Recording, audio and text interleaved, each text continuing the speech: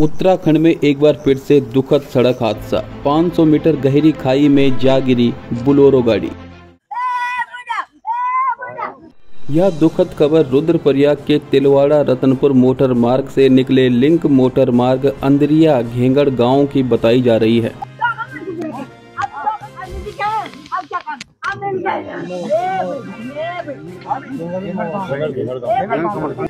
खबर के मुताबिक बीते दिन शुक्रवार को यह हादसा शाम 5 बजे हुआ।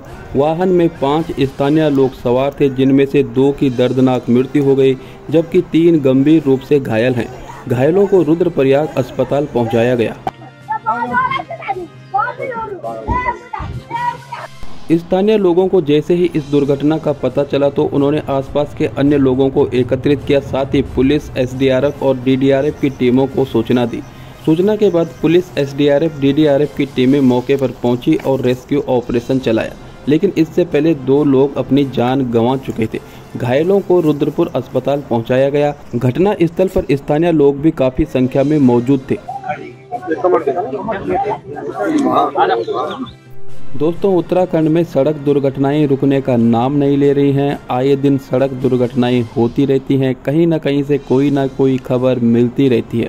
उत्तराखंड की दुर्गम सड़कों पर सड़क दुर्घटना को रोकने के लिए अच्छे ड्राइवर के साथ सफ़र तय कीजिएगा, और यदि आप गाड़ी सीख रहे हैं या नए ड्राइवर हैं तो बहुत ही सावधानी पूर्वक चलिएगा, क्योंकि उत्तराखंड में सड़कें एक जैसी नहीं हैं।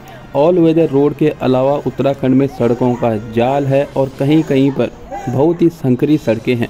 इसलिए अपने जीवन को जोखिम में ना डालें और सावधानी पूर्वक ही ड्राइविंग कीजिएगा।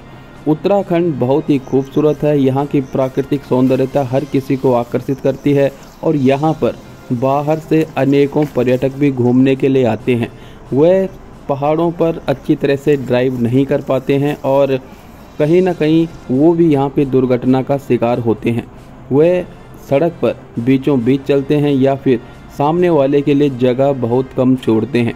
इसलिए यदि आप बहुत अच्छी गाड़ी चलाते भी हैं तो सामने वाले से बचकर रहना भी अति आवश्यक है, क्योंकि पहाड़ों में ड्राइविंग बहुत ही जटिल काम है और इस कार्य को बहुत ही सावधानी पूर्वक किया जाना चाहिए। सड़क दुर्घटनाओं में हमने कई खबरें सुनी हैं। लोगों ने अपने परिवार खोए हैं, परिवार के सदस्य खोए हैं और कहीं ना कहीं ये क्षति पूरे जीवन भर बन जाती है। और जो लोग सड़क दुर्घटनाओं में अपने हाथ, पैर या शरीर के अन्य अंग खो देते हैं, उन्हें पूरा जीवन दिव्यांग, विकलांग बनकर ही गुजारना पड़ता है।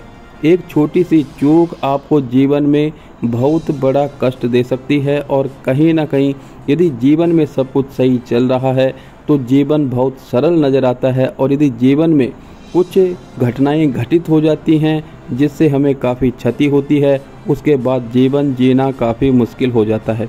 सफ़र का आनंद लीजिएगा, प्रकृति का आनंद लीजिएगा, किंतु सावधानी पूर्वक, क्योंकि ये दुर्घटनाएं लगातार देखने और सुनने को मिल रही हैं। पूरी दुनिया में सड़क दुर्घटनाओं से जितनी भी मौतें होती हैं उसका 11% सिर्फ भारत में है।